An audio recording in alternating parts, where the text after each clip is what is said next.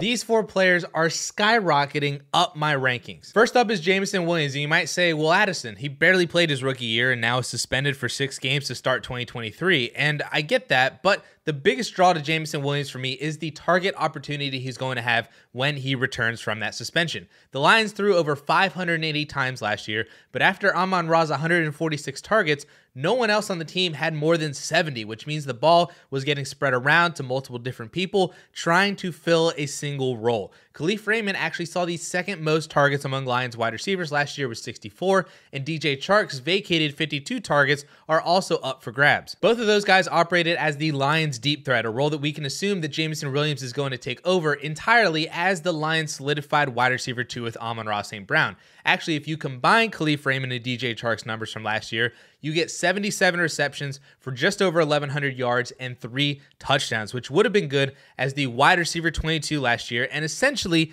the same stat line as Garrett Wilson last year. And this doesn't even take into account that Jameson Williams is light years better as a talent than Khalif Raymond and DJ Chark. So maybe he averages more yards per catch, getting him closer to 12 or maybe even 1,300 total yards. I'd hope that he would catch more than 3 touchdowns too, as an explosive playmaker who can take any pass to the house like he did on his 1 single reception last year. You give Williams the same volume that Khalif Raymond and DJ Chark got, but give him 100 more yards and a couple more touchdowns, you're looking at a borderline wide receiver 1 in fantasy football. Right now, his ADP is sitting at wide receiver 40, which is really only because of the suspension, maybe a little bit because of the additions of Gibbs and Laporta, but I would have Jameson Williams inside my top 30, ahead of rookies like Quentin Johnston and Zay Flowers, ahead of Amari Cooper, George Pickens, and Deontay Johnson, Jahan Dotson as well. And honestly, I think you can make an argument for him over Terry McLaurin and Calvin Ridley because of age and upside too. If you can buy Jameson Williams for anything less than a first right now,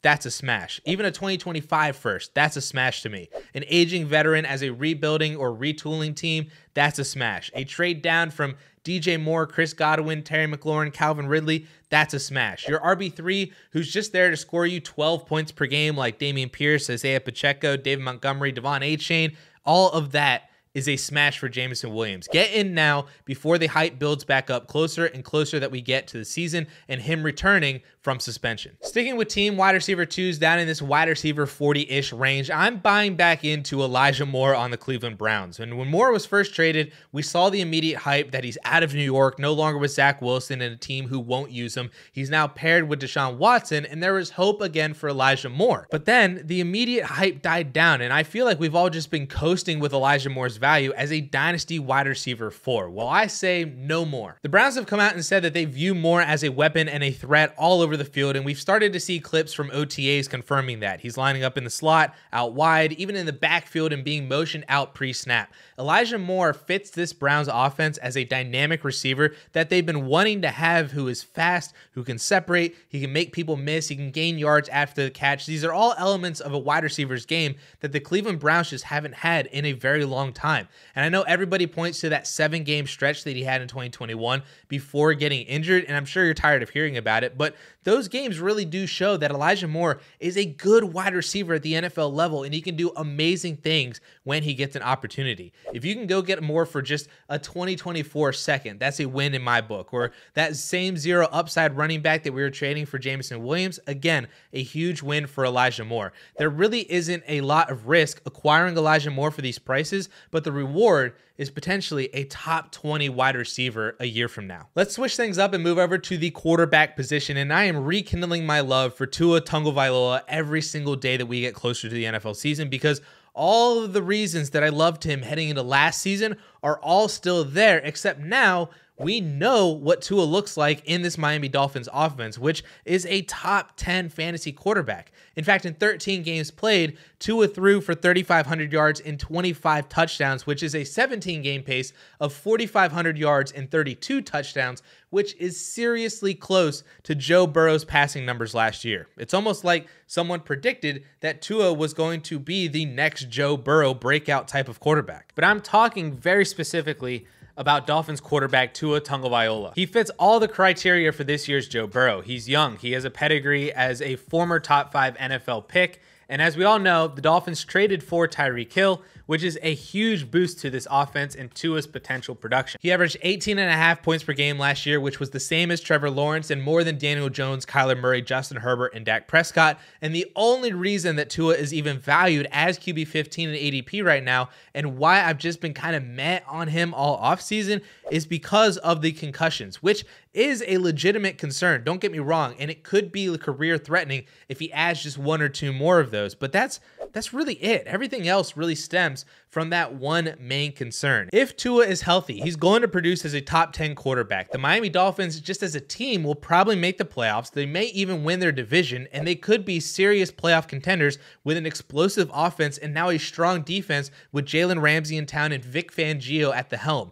There would be zero concern for possible replacements or moving on from Tua. There would be no production concerns because he would have just done it essentially 2 years in a row now. So there's nothing else about Tua's profile that shows risk except injury, which is a risk for any player more or less. So Tua has begun climbing up my rankings. He's ahead of Daniel Jones and Kirk Cousins for sure, 100%. He's ahead of Bryce Young and CJ Stroud now as rookies, and he's starting to get ahead of Kyler Murray and maybe even Dak Prescott as well, since Tua is almost 5 years younger than Dak. And all of that movement makes him a borderline top 10 dynasty quarterback that I would be happy to buy at any discount in your Superflex leagues. And lastly, a tight end that's moving up my rankings is new Texans tight end Dalton Schultz. And really, all I'm doing by moving him up my rankings is just reinstalling some confidence in a guy who just 2 years ago was a top 3 fantasy tight end and last year was a top 10 tight end in points per game. The consensus belief really is that he isn't able to replicate those numbers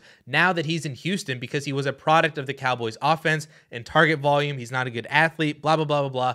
The popular comparison for Dalton Schultz is Austin Hooper, who had 2 top 5 seasons in Atlanta with volume and then went to Cleveland, and his career just essentially went up in flames because he wasn't very athletic and just went back to being just a guy. And while I get that comparison, I also don't think that's entirely fair to Dalton Schultz. I mean, Austin Hooper left a really good situation to go be on a team with Jarvis Landry and Odell Beckham Jr., who both just had 130 targets the year before.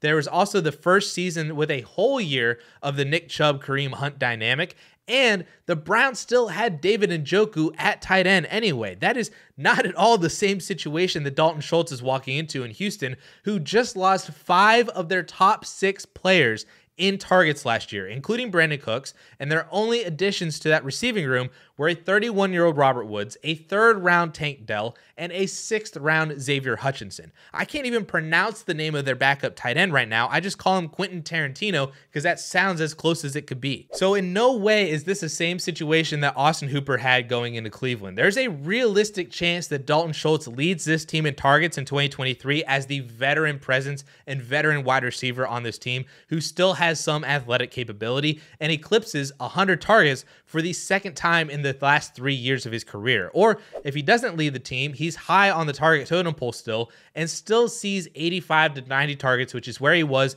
in 2020 and 2022 when he finished as the tight end 11 and tight end 10 overall. And I think now is a really good time to buy Dalton Schultz because he just seems to be forgotten, honestly, like just this boring has-been who's been kicked aside for the new hotness at the position, when in reality, he could pretty easily be a top 10 tight end again in 2023, and if everybody else's value matches consensus closer to tight end 20 in Dynasty, then there's a value gap that needs to be exploited there. And if you're looking for 4 more players who Justin believes are going to gain a ton of value this season heading into 2024, all of whom I absolutely love and wanted to include in this video too, then you can check that out right up here.